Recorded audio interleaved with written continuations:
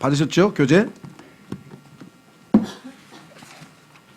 창세기 27장 성경에서 가장 슬픈 장 중에 하나라고들 알려져 있는데요. 왜 그럴까요? 이 가정의 구성원, 가족 구성원들이 모두 다 육신적으로 행동하고 있습니다. 얼마나 힘들겠어요. 그렇죠? 아버지, 어머니, 아들 둘이 그냥 버리는 뭐라 그럴까. 가족 갈등의 이런 모습들이 여실히 드러났는데 우리는 말씀의 거울을 통해서 우리 자신을 보는 거죠. 자, 한번 오늘 하나님 말씀 창세기 27장 본문으로 한번 가보겠습니다. 창세기 27장.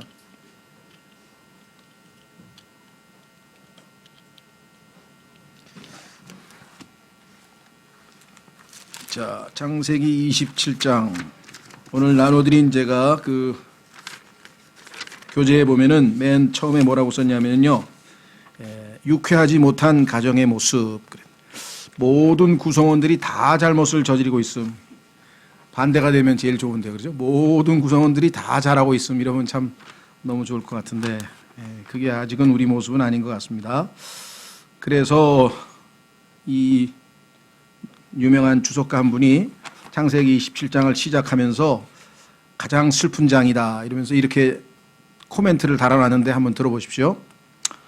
우리 자신과 비추어서 우리가 삶의 어느 순간에는 주 예수님의 아름다움과 은혜를 비추기도 하지만 또 다른 순간에는 정반대의 모습을 비출 수도 있다는 것이 슬픈 사실입니다.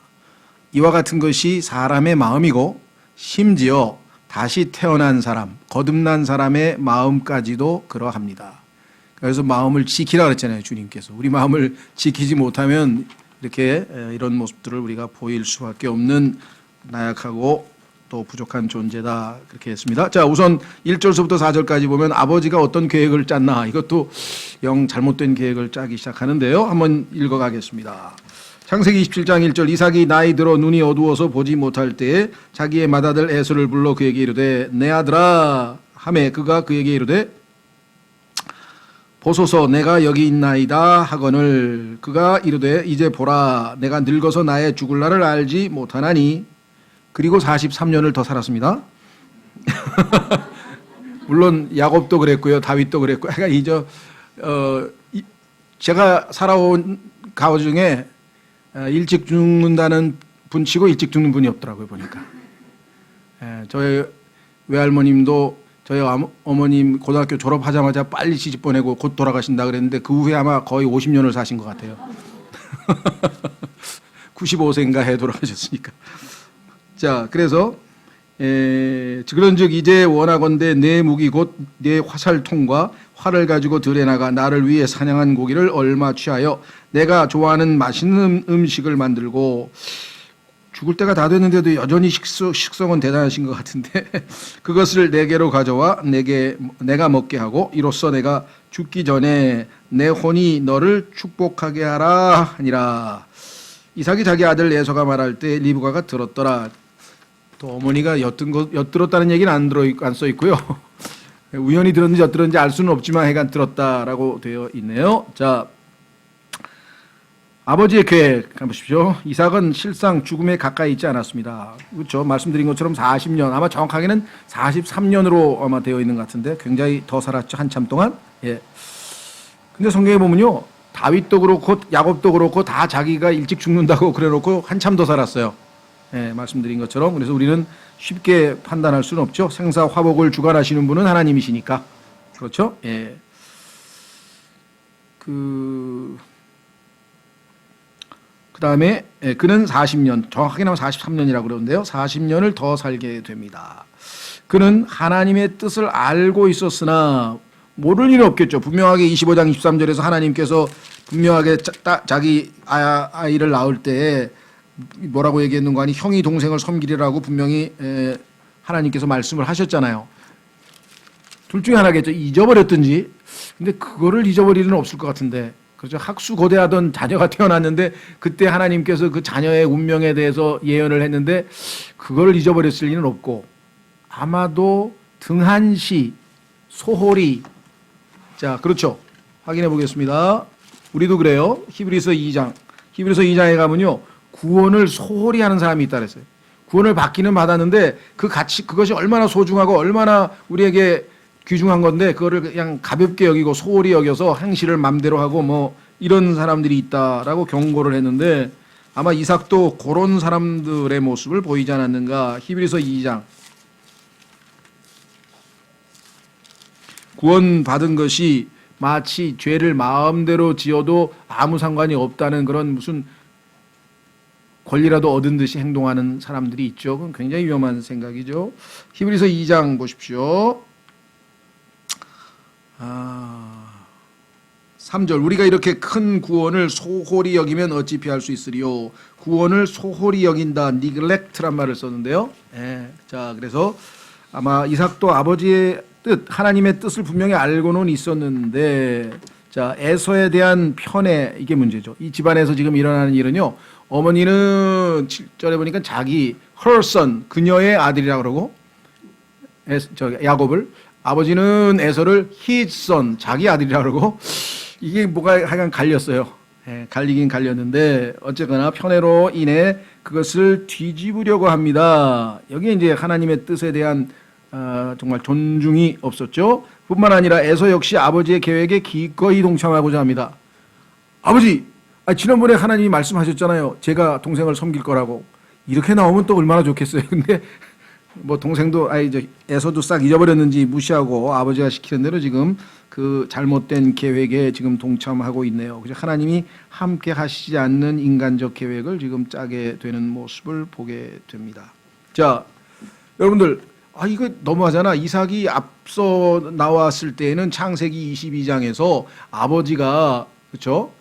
지금 모리아 산으로 데리고 갈 때 기꺼이 순종하고 저기 그 번제에 쓸 나무는 있는데 양은 어디 있습니까 했을 때도 하나님께서 준비하신다 그러니까 그거를 믿고 그냥 아버지가 누우라 그러니까 제단 위에 누운 사람이 이삭이잖아요. 그럼 그런 믿음을 우리가 얼마나 참 존중했으면 참 훌륭한 믿음이다 이렇게 했고요. 저 앞서서는 계속 그 방해를 이방인들로부터 받으면서도 또 물을 파고 또 물을 파고 또 양보하고 또 양보해서 결국은 이방인들이 이제 넌 하나님과 함께하는 사람 맞다고 인정도 받고 그래서 정말 생수가 넘쳐나는 그런 우물 파는데도 성공을 하고 부엘세바라고 지명도 이제 붙었고 앞서 상당히 이게 모범적인 모습을 보였던 것 같은데 물론 실수도 있었습니다만 아내에 대해서 이번에도 보니까 이제 영적으로 지금 상당히 지금 그런 건전하지 못한 상태에 놓여 있습니다. 자, 5절에서 17절. 어머니는 어머니의 계획이 또 따로 있어요. 어머니는 어머니의 계획이 따로 있어요. 이게 하나가 안 되니까 또 문제가 생겼는데 5절서부터 이삭이 자기 아들 에서에게 말할 때 리브가가 들었더라. 에서는 사냥하여 고기를 가져오려고 들로 갔더라. 리브가가 자기 아들 야곱에게 말하이르되 보라 내 아버지가 내 형 에서에게 말씀하시는 것을 내가 들으니 이르시기를 나를 위해 사냥한 고기를 가져다가 맛있는 음식을 만들어 내가 먹게 하고 내가 죽기 전에 주 앞에서 너를 축복하게 하라 하셨느니라. 그런즉 이제 내 아들아 내가 네게 명령하는 대로 내 음성에 순종하라. 요 8절이 내가 네게 명령하는 대로가 아니고 주가 네게 명령하는 대로 그 음성에 순종하라 이렇게 돼야죠. 주님이 명령하는데 지금 엄마는 지금 하나님의 뜻을 거슬려 가지고 지금 옳지 않은 방식을 사용하네요. 이제 염소떼에 가서 거기서 염소들 중에서 좋은 새끼 2마리를 내게로 붙잡아 오라. 그리하면 내가 그것들로 내 아버지를 위해 그분께서 좋아하시는 맛있는 음식을 만들리니 뭐 남편 식성이니까 뭐 다 알겠죠. 어떤 걸 좋아하는지. 내가 그것을 내 아버지께 가지고 가서 그분께서 드시고 돌아가시기 전에 너를 축복하게 하라 하니라. 자, 여기에 대해서 이제 야곱은 자기 의견을 제시합니다. 야곱이 자기 어머니 리브가에게 이르되 보소서 내 형 에서는 털이 많은 사람이요 나는 민숭민숭한 사람인즉 혹시 내 아버지께서 나를 만지실진데 내가 아버지께 속이는 자로 보일 터이니 그러면 내가 복은 고사하고 저주를 받을 것이니이다 하거늘 그의 어머니가 그에게 이르되 내가 다 준비해 놓은 게 있어. 걱정하지 마. 내 아들아, 너를 향한 저주는 내게 이 말이니 다만 내 음성에 순종하고 가서 그것들을 내게로 붙잡아오라 하매 그가 가서 그것들을 붙잡아서 자기 어머니에게 가져오니 그의 어머니가 그의 아버지가 좋아하는 맛있는 음식을 만들었더라. 리브가가 좋아하는 것 다 아니까 리브가가 자기가 맡아 집에 둔 자기 맏아들 에서의 좋은 옷을 취하여 자기의 작은 아들 야곱에게 입히고 또 염소들 중에서 새끼들의 가죽을 그의 손과 및 그의 목의 민숭민숭한 곳에 붙여주고, 이게 요즘에로 얘기하면 뭐라고 해야 되나, 분장 드라마에서 분장하는 사람인가, 이게 스타일리스트인가 잘 모르겠는데 그러니까 보니까 아주 준비를 단단히 했어요. 자기가 예비한 맛있는 음식과 빵을 자기 아들 야곱의 손에 주었더라. 자, 교재로 가보시면 어머니의 다른 계획, 아버지하고 같은 계획을 세웠어야 되는데 다른 계획이 문제네요. 다른 계획. 그녀의 목표는 좋았으나, 그렇죠. 왜? 하나님께서 분명하게 형이 동생을 섬긴다고 했으니까 그 축복이 야곱이 받아야 된다라고 하는 사실을 알고 있었거든요. 이삭이 야곱을 축복해야 된다는 걸 알기는 알았습니다. 문제는 어디에 있느냐? 방법이 잘못되었습니다. 하나님께서 속임수로 하나님의 뜻을 성취시켜드렸다. 그거 좋아하시겠습니까? 하나님은 하나님의 방식이 따로 있죠. 그렇죠. 그런데 자기 방식대로 술수를 써서 하나님께 영광을 돌릴 수는 없다. 야곱은 그 계획의 위험성을 보았으나 어머니의 강권 앞에 받아들입니다. 그렇습니다. 여기에 이제 모든 문제가 있습니다. 소위 말하면 이것을 뭐라고 얘기하는 거 아니? 목적이 훌륭하니 수단이야 무슨 상관이냐, 이렇게 되는 거죠. 그래서 목적이 수단을 정당화한다라고 하는 이 철학인데, 이것은 뭐 역사적으로 많이 있지만 가장 이것을 돋보이게 하는 것은 두 그룹입니다. 하나는 예수회라고 하는데요. 제스위트라고 하는 예수회는 1517년에 이제 마틴 루터의 종교 개혁으로 인해서 정말 유럽의 불길같이 이 개혁 운동이 번져 나갔습니다. 이에 대해서 아주 어떤 큰 타격을 받은 로마 가톨릭 교회 중에서 이 스페인의 이그나시오 로요라라고 하는 그 신부가 군대, 캄파니 오브 지저스, 그 아주 군대 조직과 같이 그 단체를 하나 만들어서 이 종교 개혁을 무너뜨려야 되겠다. 이것을 그래서 우리는 카운터 리포메이션, 반동 종교 개혁이라고 하는데, 종교 개혁을 무너뜨리기 위해서 카톨릭에서 새롭게 조직한 그 단체를 예수회라 그래요. 제스위트라고도 보통 하고, The Company of Jesus라고도 부르기도 하고, 하여간 이 만들어 가지고 철저하게 아주 이 군사 훈련을 시키듯이 이렇게 시켜서 이 종교 개혁 개신교를 무너뜨리는 그런 조직을 만들었는데, 이 조직의 1번 그 철칙이 뭐냐? 목적은 수단을 정당화한다 이거예요. 그러니까 우리는 하나님의 영광을 위해서 살인을 저지르든 뭐 미인계를 쓰든 뭐 가족을 뭐 고발하든 아무 상관없다 이게. 그런데 그 방법을 그대로 도용한 것이 공산당이죠. 공산당은 공산혁명을 위해서는 뭐 부모를 죽이든 뭐 무슨 형제를 팔아먹든 아니면 무슨 짓을 해도 상관없다 이게. 왜? 결과적으로 공산당 혁명이 성공하기만 하면, 가톨릭은 하나님과 마리아와 가톨릭 교회의 영광만 돌린다면 아무 문제 없다 이거죠. 이건 무서운 거죠. 하나님은 하나님의 일을 정당한 방법을 사용해서 하나님의 방식대로 하잖아요. 그렇죠? 자, 디모데후서 2장 5절.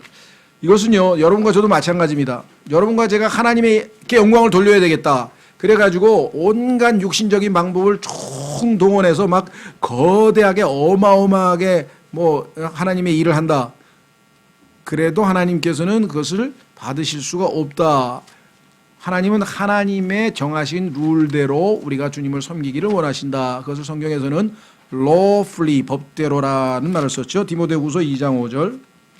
이 규칙을 지키지 않고 나중에 불법을 행하는 것, 지금 뭡니까? 난 자세히는 잘 모르겠어요. 뭐 재판이 어떻게 날지 모르겠는데 그 국민연금에서 삼성에다가 무슨 그 찬성을 해준 거에 대해서 지금 뭐 다 뒤지고 난리가 났죠.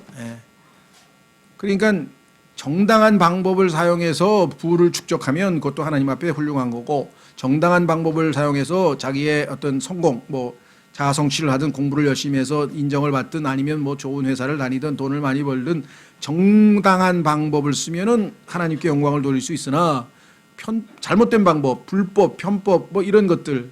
그러니까 지금 사실 이 전 정권에서 문제가 된 게 다 정해진 그 법 절차가 아니라 다 다른 이렇게 방식을 사용한 것이 이제 문제가 된 거죠. 자, 죄송합니다. 디모데후서 2장 5절에 보시면 이렇게 써 있잖아요. 자, 운동선수에 대한 얘기네요. 이제 죄송합니다. 후서죠. 또한 사람이 우승하려고 애써도 적법하게 애쓰지 아니하면 관을 얻지 못하며, 더군다나 운동시합에 나가서 규칙을 어기며 파울을 하면 뭐 그거는 다 결국은 소용없죠. 그렇죠?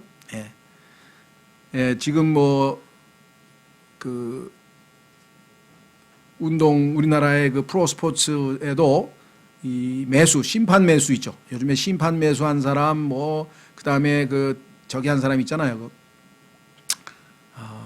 도박하는 사람하고 짜가지고 거기에다가 원하는 대로 뭐 한 사람, 이런 사람들 지금 다 들통나가지고 나오는, 이게 다 결국은 이 올바르지 못한 수단을 강구하는 거겠죠. 자, 그래서 지금 여기 분명히 적법하게라고 하는 단어가 나오는데 lawfully입니다. lawfully. 그러니까 우리는 성경대로, 말씀대로, 그러니까 성경에 나와 있는 대로, 말씀대로, 그렇죠. 육신을 따라가 아니라 성령을 조차 하나님을 섬길 때에만 하나님께서 그것을 기쁨으로 받으시는 거지, 수단은 상관없다, 뭐든지 목적만 달성하면 된다, 이건 아니죠. 근데 지금 이 리브가는 하나님께서 하나님의 뜻을 성취하려면 분명히 우리 둘째 아들이 축복을 받아야 되는데, 아니 우리 남편은 첫째 아들에게 축복을 준다고? 아니 그러면 안 되지 하고 하나님을 도와드리기로 결정을 한 거죠. 하나님께서 만약에 내가 안 도와드리면 큰일 날 것 같으신가요?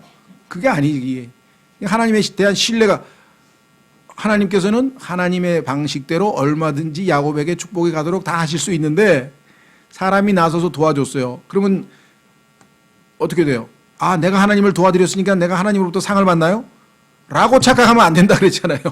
그렇게 착각해서들 전부 다 막 나서서 하나님 도와드리려고 하는데, 하나님은 하나님의 방식대로 하기 때, 차라리 이때 하나님이 약속하신 말씀은 어떻게 된 겁니까? 지금 우리 남편이 애서 축복해버리면 하나님의 뜻이 이루어지지 않을 것 같은데, 하나님께서 하나님 뜻대로 방식대로 이루어 주십시오. 제가 무엇을 해야 되겠습니까? 하고 바울처럼 기도해야죠. 그렇죠? 바울이 그랬잖아요. 내가 무엇을 하기를 원하십니까? 무엇을 하는 것이 아버지의 뜻입니까? 라고 기도해가지고 이방인들에게로 가라 해서 이방인의 사도로 하나님이 삼으셨잖아요, 바울을. 자, 그래서 우리는 다시 돌아오셔서 이 잘못된 방법. 여러분들 구약에서도 이런 예가 들어 있죠. 기억나는 게 몇 가지만 한번 검토해 보십시다. 자, 분명히 하나님께서는 하나님의 언약궤를 예루살렘에 와서 성막에다가 안치하는 것이 하나님 뜻인데, 엉뚱한 곳에 가 있단 말이에요. 그래서 그 언약궤를 가져오라고 시킨 다윗의 명령은 올바른 거죠. 왜? 하나님이 자신의 이름을 두실 곳에다가 언약궤를 놔야 되니까.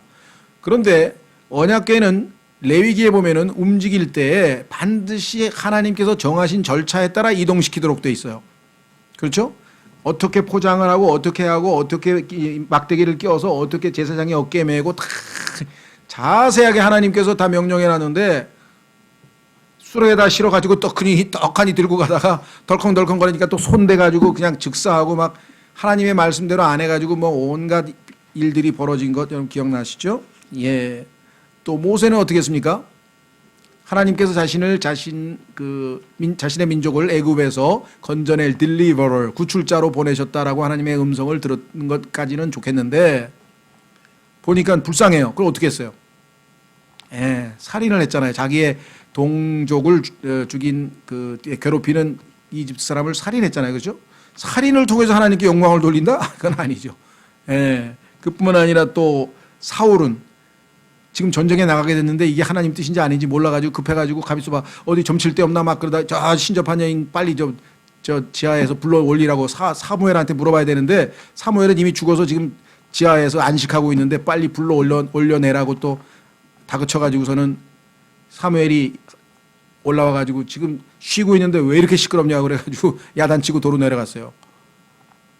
인류 역사에 지하에 쉬던 혼이 올라온 거는 딱 한 번인데요. 성경에 기록되어 있는데 어쨌거나 이런 하나님의 방식대로 행하지 아니하여서 문제가 된 곳들이 성경에 자주 등장합니다. 자, 그래서 우리는 하나님의 일은 하나님의 방식대로, 법대로 이걸 꼭 인식하시면 좋겠어요. 우리 신앙생활의 가장 중요한 원칙 중에 하나입니다. 자, 다시 18절로 갑니다. 이제 작은 아들은 어머니가 시키는 대로 와서 이제 속이는 방식으로, 이거 옳지 않은 방식이잖아요. 속임수를 했는데 아버지가 자꾸 질문해가지고 막 힘들게 만드는데 5번을 스트레이트로 거짓말을 했어. 근데 야, 정말 심장이 녹아내리겠죠. 아버지가 그냥 가만히 계시지 또 물어보고 18절 보세요. 야곱이 자기 아버지에게 가서 이르되 내 아버지여 하매 그가 이르되 내가 여기 있노라 내 아들아. 그러면 좋은데 너는 누구냐? 너는 누구냐 하니 야곱이 자기 아버지에게 이르되 나는 아버지의 맏아들 에서로소이다. 글쎄 목소리는 흉내 안 냈나? 요즘에 보니까 막 그 목소리 흉내 잘 내는 그런 또 재주 있는 사람들이 있더라고요. KBS 아침에 꼭 운전하고 저 은진이 데려다 줄 때 보면은 그 타이밍에 꼭 나오는데 이거 완전히 진짜 그 흉내를 너무 똑같이 내서 진짜 그 사람이 출연했는 줄 알 정도로 이 목소리 그 뭐라 그러나 성대묘사를 잘하는 사람이 있어요. 야곱은 잘 못했나 봐. 아버지가 의심한 거 보니까. 아버지께서 내게 명령하신 대로 내가 행하였사오니 원하건대 일어나 앉으셔서 내가 사냥한 고기를 잡수시고 아버지의 혼이 나를 축복하소서 하며 아유 그러면 능청스럽기가 뭐 오늘날 연기자로 나서면 될 것 같아요. 이삭이 자기 아들에게 이르되 내 아들아 내가 어떻게 그것을 이같이 속히 찾았느냐 하거늘 아니 지금 고기 잡으러 간 지가 얼마인데 벌써 왔어? 이렇게 된 거죠. 그가 이르되 할 수 없이 또 거짓말해. 주 하나님 이제 아버지 하나님까지 동원해 가지고 거짓말에다 집어넣니. 주 아버지의 하나님께서 그것을 내게 보내주셨나이다 하니 이삭이 야곱아 이르되 내 아들아 원하건대 가까이 오라. 내가 내 아들 에서인지 아닌지 알아보기 위해 내가 너를 만지려 하노라 하니라. 지금 의심하고 있죠. 로마서 14장 23절에 보면은 의심하고 먹는 것은 죄라고 써 있어요. 이삭이 성경에서 제일 대표적인 사람이에요. 의심하고 먹었어. 자, 여기 보시면은 야곱이 자기 아버지 이삭에 가까이 가니 그가 그를 만지며 이르되 음성은 야곱의 음성이나. 성대묘사를 좀 배워서 가야 되는데 음성은 야곱의 음성이나 손은 에서의 손이로다 하며 그런데 진짜 그렇게 그 염소 털하고 저 에서 털하고 비슷한가 보죠? 털이 굉장히 많았던 모양이니까 그렇게 속았어요. 그래서 그의 손이 그의 형 에서의 손처럼 털이 있으므로 그를 분간하지 못하고 이처럼 그를 축복하였더라. 아마 눈이 거의 안 보였던 것 같아요. 이삭이 이르되 내가 참으로 내 아들 에서냐 하니 아무래도 의심이 돼서 또 물어봤어요. 그가 이르되 그러하니이다 하며 이삭이 이르되 그것을 내게로 가까이 가져오라. 내가 내 아들의 사냥한 고기를 먹고 내 혼이 너를 축복하리라 하니 야곱이 그것을 그에게로 가까이 가져가매 그가 먹고 또 그가 포도즙을 가져가니 그가 마시더라. 분명히 지금 의심하면서 먹었죠. 그렇죠. 예. 자 26절 죄송합니다. 그의 아버지 이삭이 그에게 이르되 내 아들아 이제 가까이 와서 내게 입을 맞추라 하니 그가 가까이 가서 그에게 입을 맞추니 그가 그의 옷의 냄새를 맡고 그를 축복하여 이르되 보라 내 아들의 냄새는 주께서 복 주신 들의 냄새와 같도다. 자, 성경에서 이 들이라고 하는 말이 나올 때마다 세상과 연관이 있는데요. 자, 그러므로 하나님께서 하늘의 이슬과 땅의 기름짐과 풍성한 곡식과 포도즙을 내게 주시기를 원하노라. 백성들이 너를 섬기고 민족들이 내게 절하리니 내가 내 형제들의 주가 되고 내 어머니의 아들들이 내게 절하며 너를 저주하는 자는 다 저주를 받고 너를 축복하는 자는 복을 받기를 원하노라 하니라. 자, 그러니까 작은 아들이 속임수를 써서 우리가 생각할 때에는 하나님의 뜻이 성취된 거냐? 그건 전혀 아닙니다. 우리가 보기에는 속임수로 인해서 하나님의 뜻이 성취된 것 같지만 속임수가 아니고 그렇죠. 그런 술수를 쓰지 않았더라도 하나님께서는 하나님의 뜻대로 당연히 야곱에게 하나님께서 약속하신 복을 주셨을 거라는 거죠. 여기 나와 있네요. 작은 아들의 속임수, 거짓말은 끔찍한 짓이었으나 그렇습니다. 5번을 내리 지금 거짓말을 하면서 얼마나 아이가 마음이 두근거렸겠어요? 아버지의 축복은 당연히 주어졌죠. 왜? 하나님의 뜻이니까. 하나님의 뜻은 우리의 어떠한 것과 상관없이 하나님 방식대로 이루어 가신다 이 말이죠. 예, 그러니까 우리는 하나님을 도와드릴 필요가 없었는데 지금 도와드린 셈이 됐습니다. 자, 드디어 이제 작은 아들의 속임수 다음에는 큰 아들의 패배가 나와있네. 큰 아들이 드디어 이제 등장을 했습니다. 30절 이삭이 야곱을 축복하기를 마친 뒤 야곱이 자기 아버지 이삭 앞에서 나가자 곧바로 그의 형 에서가 사냥을 마치고 들어오니라. 그 역시 맛있는 음식을 만들어 그것을 자기 아버지에게 가지고 가서 자기 아버지에게 이르되, 여기 요즘에는 그 요리 잘하는 남자들이 인기가 좋다 그러던데 무슨 셰프라 그러나요? 그 요리를 잘하는 것이 아주 요즘에는 남자들의 그 어떤 좋은 스펙도 되고 하여간 좋은 그 뭐 옛날처럼 뭐라 우리 조상들이나 뭐 이런 분들이 이 남자가 어딜 부엌에 얼씬거리냐고 이 시대는 이미 가버린 것 같아요. 그렇죠? 예, 반대가 된 것 같아요. 여자가 어딜 그 부엌에 얼씬거리냐고 가만히 앉아서 기다리지 밥 다 애들 갖다 바칠 건데 그게 지금 세상이 됐어요. 예, 그래서 하여간 에서도 지금 시대를 앞서가고 있는데 요리까지 쫙 해서 아버지에게 내 아버지여 일어나셔서 아버들이 사냥한 고기를 잡수시고 아버지의 혼이 나를 축복하소서 하니 그의 아버지 이삭이 그에게 이르되 너는 누구냐 이러면서 어떻게 됐나 보세요. 그가 이르되 나는 아버지의 아들 곧 아버지의 맏아들 에서로시다 하니 이삭이 몹시 어떻게 했다고요? 심하게 떨며 이르되 누구라고? 이 순간에 얼마나 두려웠겠어요. 왜? 순간적으로 하나님의 뜻이 탁 떠올라. 아차! 하나님께서 여기 개입하셨구나. 뭔가 하여간 순간적으로 인사이트 그냥 탁 뭐가 온 거예요. 그러죠? 아차, 내가 잘못했구나. 자, 우리도 이 뭐라고 할까요? 하나님께서 기다리다가 몇 년간의 어떤 영적 침체기가 있었는데 어느 한순간에 어떤 사건 하나가 탁 해가지고 우리의 어떤 그 민낯을 탁 보여가지고 하나님 앞에 우리가 엎드려서 회개하는 그런 경우가 종종 있거든요. 그것이 뭐 이제 어떤 형태로 각자마다 상황은 다르겠지만 이삭의 경우에는 딱 순간에 내가 야곱이 나를 속였구나 하는 순간에 아주 두렵고 떨리는 그러한 상황이 왔다라고 얘기를 했네요. 몹시 그냥도 아니네요. 몹시 심하게, 그러니까 정말 하나님의 그 두려우심이 아마 임한 것 같아요. 그렇죠? 막 떨었어요. 누구라고?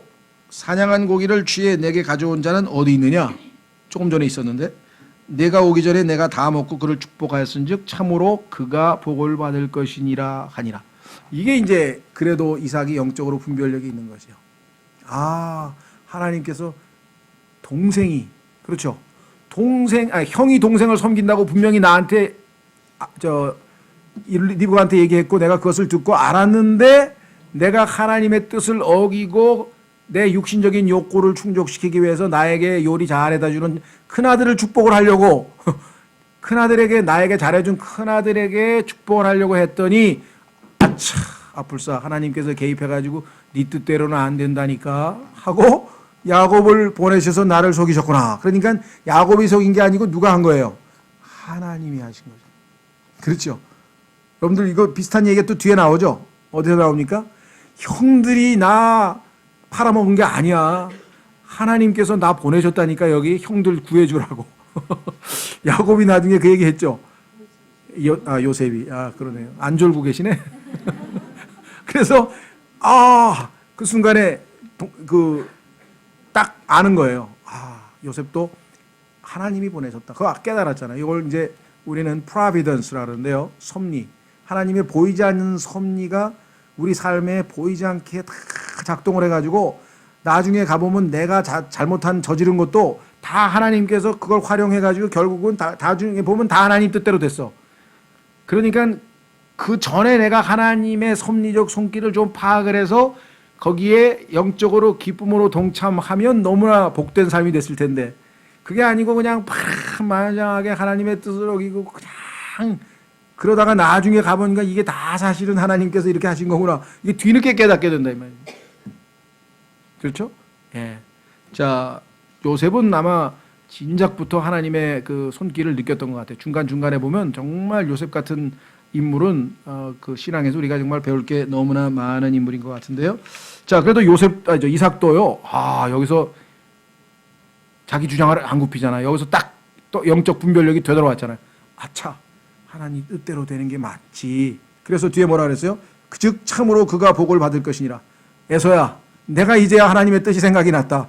이게 하나님이 개입해서 하나님의 뜻을 이루신 거야. 그러니까 넌 거기 개입하지 마라.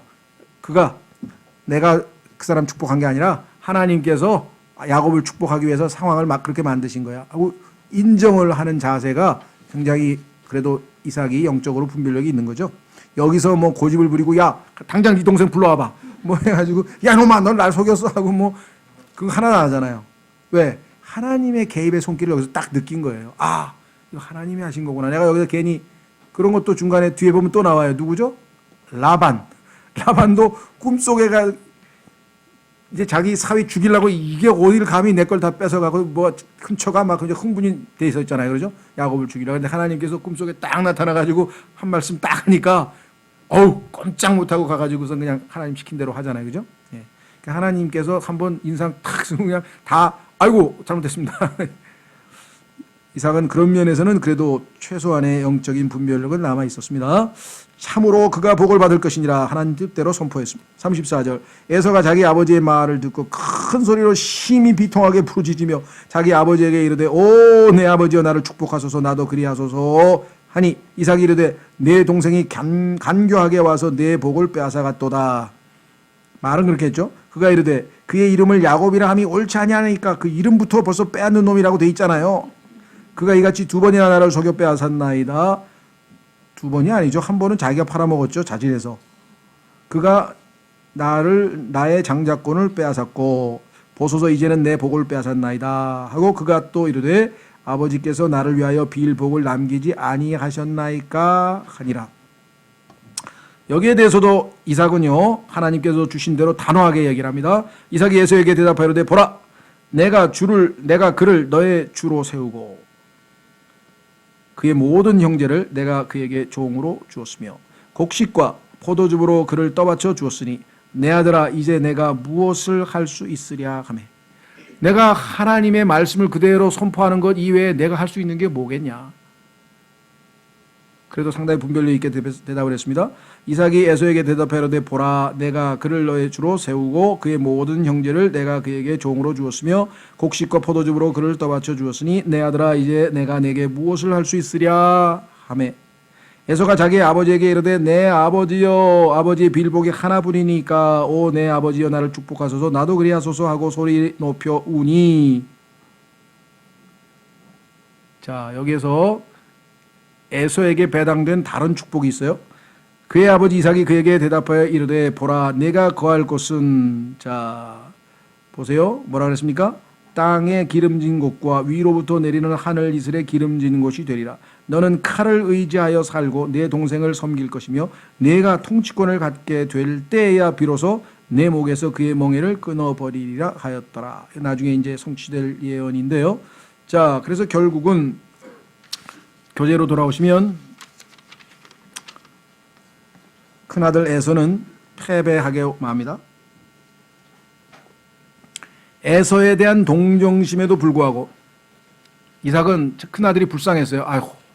불쌍하긴 했지만 그렇다고 해서 그의 뜻대로 해줄 수는 없죠. 왜? 하나님의 뜻을 깨달았으니까. 여기 써있죠. 뒤늦게 깨닫게 된 축복의 참된 의미. 하나님께서 야곱에게 주시기로 한 축복이구나 라는 것을 알고 돌이킬 수가 없었습니다. 하나님의 뜻에 저항할 수가 없었죠. 그래서 아버지는 결국 마음을 돌리지 않았습니다. 그래서 결국은 에서는 야곱에게 간 축복을 되찾을 수가 없었죠. 자, 히브리서 12장 17절로 가보겠습니다. 에서의 이 행동에 대해서 신약성경은 뭐라고 해석을 하고 있는가? 신약성경의 해석을 한번 우리가 확인해 보겠습니다. 히브리서 12장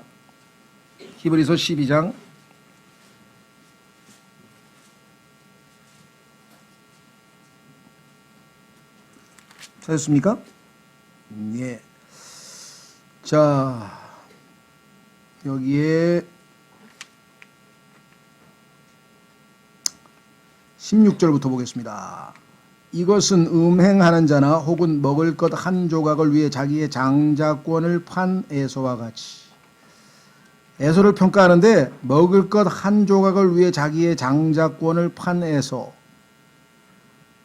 우리가 하나님께서 주신 그 영적인 복들을, 영원한 것을 눈에 보이는 그 물질적인 것으로 맞바꾸는 어리석은 짓을 하죠. 밥 존스 시니어라고 하는 그 분이 얘기하기를 그 일시적인 것의 제단 위에 영원을 바치지 말라라는 말을 했는데요. 하나님께서 주신 영원한 가치 있는 것들을 우리가 이렇게 맞바꾸면은 에서처럼 뭐라고 평가받냐면 속된 자라고 평가를 받습니다. 자, 그래서 에서와 같이 속된 자가 있지 아니하게 하려 함이라. 너희가 아는 바와 같이 그 뒤에 그가 복을 상속받고자 하였을 때 거절당하였으니, 여기 나와 있죠. 거절당했죠. 그가 눈물을 흘리고 염려하여 뜻을 돌릴 것을 구하였으나 그것을 찾지 못하였느니라. 일반적으로 이 에서를 성경에서 뭐라고 얘기하냐면요, 구원받지 못한 자의 예표, 이렇게 해서 아더 핑크를 포함해서 또 뭐 그 존 필립스도 그렇게 해석을 하는 것 같은데요. 성경 문맥으로 보면은 이게 지금 구원과 관련된 게 아니라 상속과 관련돼 있거든요. 상속. 거기 나와 있어요. 17절에. 너희가 아는 바와 같이 그 뒤에 그가 복을 상속받고자 하였을 때 거절당하였으니. 그렇죠. 따라서 이것은 구원받지 못한 사람이 아니라 육신적인 육신적인 자를 예표하고 있는 것이다. 자, 확인해 보겠습니다. 갈라디아서 5장. 갈라디아서 5장에 가면 하나님의 자녀인 그리스도인인데 삶의 방식이 육신적으로 사는 사람과 영적으로 사는 사람에 대해서 비교하고 있어요. 자, 어떻게 했느냐.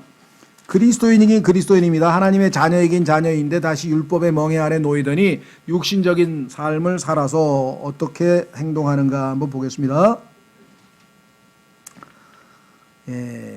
13절. 갈라디아서 5장 13절. 갈라디아서 5장 13절. 형제들아, 너희가 부르심을 받아 자유에 이르렀으나 오직 자유를 육신을 위한 기회로 쓰지 말고, 자, 육신을 위한 기회로 쓰지 말고 사랑으로 서로 섬기라. 분명히 지금 육신을 위한 기회로 쓰지 말라 그랬죠? 자, 밑으로 내려갑니다. 16절. 그런즉 내가 이것을 말하노니 곧 성령 안에서 걸어라. 그리하면 너희가 육신의 욕심을 이루지 아니하리니. 17절. 육신은 성령을 대적하여 욕심을 부리고 성령은 육신을 대적하나니 이 둘이 서로 반대가 되므로 너희가 원하는 것들을 너희가 능히 하지 못하느니라. 그러나 너희가 성령의 인도를 받으면 율법 아래 있지 아니하니라. 이제 육신의 행위들은 명백하니. 자, 육신의 행위들, 우리가 성령 안에 있으나 육신을 따라 살면, 그렇죠? 우리가 거듭난 하나님의 자녀이지만 육신을 따라 살면 육신의 일들이 우리의 삶에서 나올 수밖에 없어요. 여기 나와 있죠. 곧 간음과 음행과 부정함과 세욕과 우상숭배와 마술과 증오와 불화와 경쟁과 진노와 다툼과 폭동과 이단파당과 시기와 살인과 술취함과 흥청됨과 또 그와 같은 것들이라.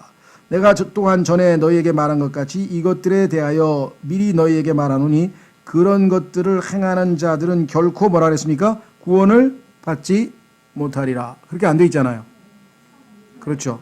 예, 하나님의 왕국을 상속받지 못하리라. 그러니까 왕국의 상속과 관련된 이야기죠. 자, 그래서 우리는 에서의 경우도 지금 우리가 구원을 못 받은 사람으로 보기보다는 육신을 따라 사는 사람의 모습으로 우리가 판단해 보면 좋을 것 같습니다. 자, 그래서 이제 마무리를 짓겠습니다. 41절에서 46절 결과는 어떻게 됐는가? 예, 아주 참 우리가 잘 아는 것처럼 심은 대로 거두었다라는 표현이 나오는 것이죠. 자, 41절. 자기 아버지가 야곱을 축복할 때 말한 그 축복으로 인해 에서가 그를 미워하여, 자, 마음속으로 이르기를 내 아버지로 인해 애곡할 날들이 가까우니, 아버지가 아마 얼마 안 남았다고 생각을 한 모양입니다. 그때 내가 내 동생 야곱을 죽이리라. 그를 어떤 이가 리브가의 맏아들 에서의 이 말들을 그녀에게 고하매. 예, 방법은 잘 모르겠어요. 여기는 지금 어떤 이가라고 해서 뭐라고 하나요? 이탈릭체로 써 있죠? 그러니까 이탈릭체로 써 있는 거는 우리말의 영어에는, 그러니까 원문에는 없는데 지금 우리말로 하다 보니까 리브가의 맏아들 에서의 이 말들을 그녀에게 고하매.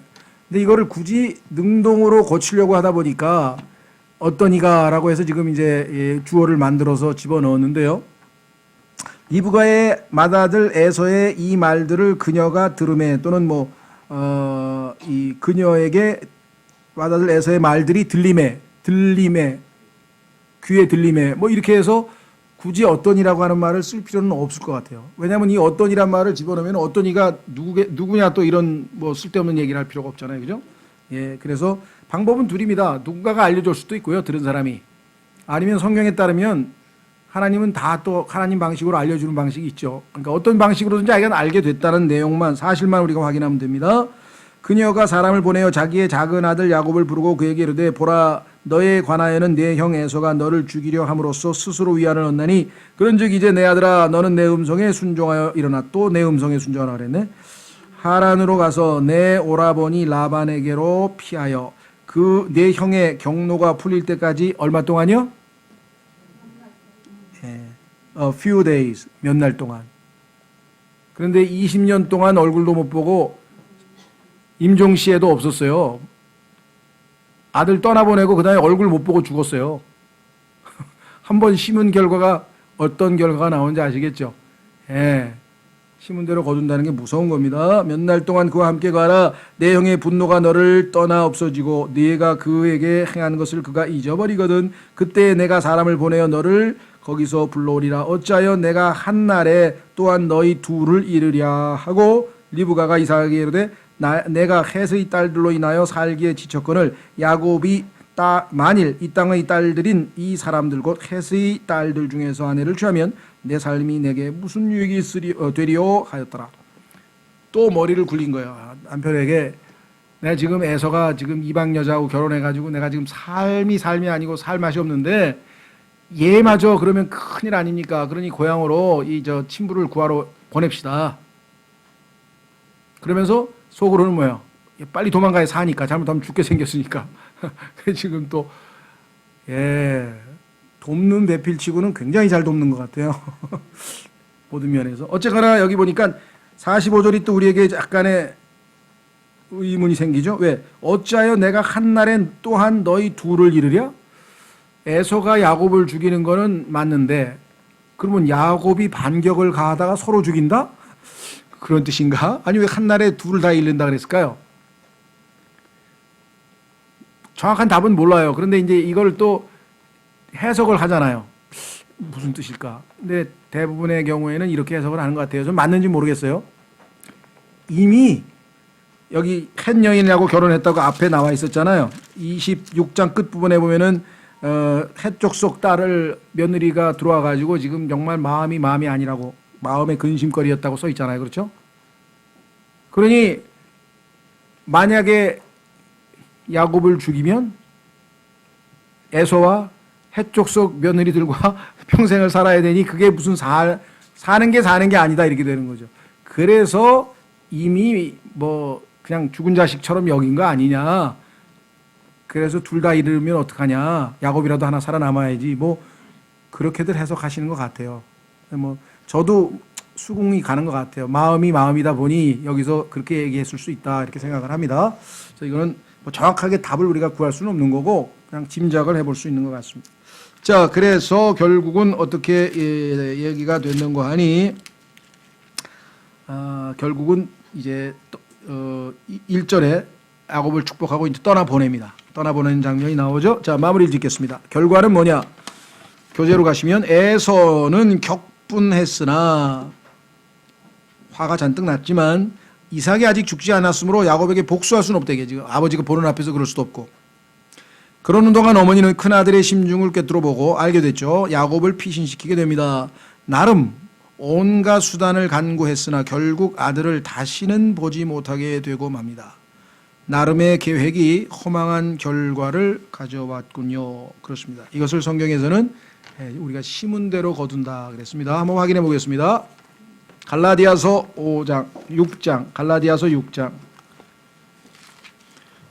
이게 무서운 말인데요. 혹시 여기 계신 분 중에 심음과 거둠의 법칙이라는 책을 보셨나요? 누가? 읽어보신 분 여기 몇 분 계세요? 예. 그 D.L. 무디라고 하는 분이 쓴 설교집입니다. D.L. 무디의 설교집인데 이제 테마가 심은 대로 거둔다. 지금 갈라디아서 6장 8절을 근거로 해서 하는 것인데요. 하여간 꽤 몇 년 된 것 같아요. 하여간 건강과 생명이라는 그 잡지에 이 창립 20주년인가 하여간 그 기념으로 해서 꼭 그 책을 번역해 달라고 해서 제가 한 적이 있었어요. 그래서 D.L. 무디의 그 설교집 심음과 거둠의 법칙이라는 책이 있으니까 한번 관심 있는 분들이 읽어보시면 좋을 것 같고요. 자, 보십시오. 교재로 가시면 갈라디아서 6장 7절 속지 말라. 하나님은 조롱당하지 아니하시나니 사람이 무엇을 심든지 또한 그것을 거두리라. 자기 육신에게 심는 자는 육신으로부터 썩을 것을 거두되 성령에게 심는 자는 성령으로부터 영존하는 생명을 거두리라. 우리가 잘 행하는 가운데 지치지 말지니. 잘하면서 지치지 말아야죠. 잘못하면 안 된다. 지금처럼 여기 나와 있는 에서 야곱 이런 모두 지금 다 잘못하고 있는 중인데 우리가 기진하지 아니하면 정하신 때에 거두리라. 그러므로 우리는 기회 있는 대로 모든 사람에게 선을 행하되 특히 믿음의 집안에 속한 사람들에게 할지니라. 옆에 있는 지체들에게 기회 닿는 대로 선을 좋은 일을 많이 하라. 이렇게 나와 있습니다. 자, 그래서 이 창세기 27장을 우리가 마무리하면서 몇 가지 좀 우리 스스로가 적용하기 위해서 묵상해야 될 게 있는데요. 첫째, 묵상을 위한 메시지, 우리 모두에게 매우 엄중하고 중요한 교훈이 이 창세기 27장 속에는 숨겨져 있다라고 하는 것이겠죠. 자, 첫째는 아까 나왔습니다만은 목적이 수단을 정당화하지 못합니다. 아무리 하나님께 영광을 돌리고 하나님께 기쁘게 하고 모든 좋은 일이라도 좋은 방법으로 해야지 나쁜 방법으로 하면 그것은 하나님 앞에 합당치 않다. 그렇죠? 너무나 중요한 건데 이거를 너무나 가볍게 무시하는 경우가 종종 있어요. 우리에게도. 그렇죠? 네. 자, 두 번째, 죄의 결과는 피할 수가 없다. 심은 대로 거둡니다. 콩을 심었는데 콩이 나오죠? 어떻게 안 나오겠어요? 나오죠. 어떻게? 그래서 그 결과대로 모든 식구가 다 고통을 당했습니다. 아버지가 판단 한번 잘못하는 바람에. 그렇죠? 세 번째, 이것이 이제 우리가 얻을 수 있는 가장 큰 교훈이죠. 인간이 아무리 계획을 짜도 이삭이 자기 머리를 궁리를 하고 큰아들에게 그동안 내가 잘해줬으니까 좀 잘해줘야지 이렇게 인간적인 생각을 해도 하나님의 뜻을 바꿀 수는 없어요. 그것 때문에. 아무리 인간이 계획을 짜도 하나님의 뜻을 무너뜨릴 수는 없습니다. 자, 한번 성경 구절을 확인하고 마치겠습니다. 성경에 나와 있는 구절. 자, 우선 이사야서 33장 10절.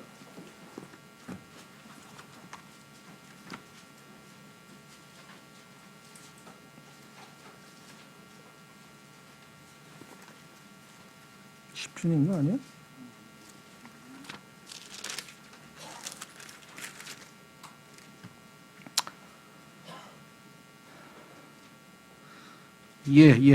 죄송합니다. 시편이네요. 그래서 이사야가 아니고 시편 33편 10절.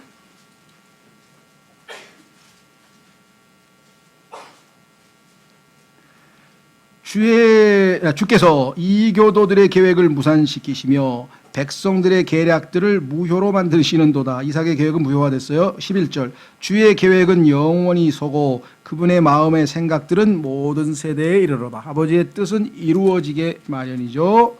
자, 두 구절. 잠언 16장 19장 두 곳 보겠습니다. 잠언 16장 9절.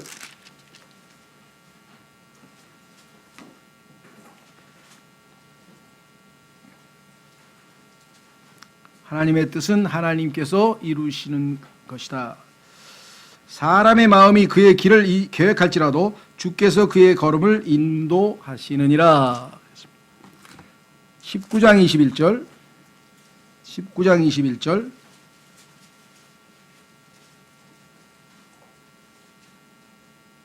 사람의 마음에 많은 계획이 있을지라도 주의 뜻 그것만 서리라. 그랬습니다. 그래서 우리가 주의 뜻에 합치된 삶을 살면 그건 행복한 삶을 살게 되는 거지만 주의 뜻을 거슬리고 살면 어떻게 됩니까? 어떤 삶이 되죠? 굉장히 좀 불쌍한 비참한 삶이 되죠. 그래서 주님께서 뭐라고 얘기했는 거 아니요? 그 유명한 그 베드로 저 누구죠? 사도 바울에게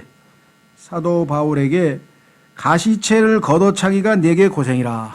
너는 왜 하나님의 뜻을 반대하는 일에 끼어들어서 그렇게 고생을 하냐? 우리도 잘못하면 하나님의 뜻에 반대되는 삶은요, 우리가 어떻게 하나님을 이겨요? 그러니까 결국은 고생스러운 인생이 되는 거예요. 근데 하나님의 뜻에 순풍을 달고 같이 방향을 걷고 주님과 멍에를 쥐고 같이 가면은 척척척척 호흡이 맞아서 참 복된 인생이 되는데, 가시채를 걷어차기가 내게 고생이라 이렇게 바울에게 말씀하신 것처럼 주의 뜻에 따라 살아야 되겠다 그랬습니다. 예, 다음 시간에 계속해서 찾아오겠습니다. 오늘 이 시간 다 같이 일어나셔서 찬송가 1102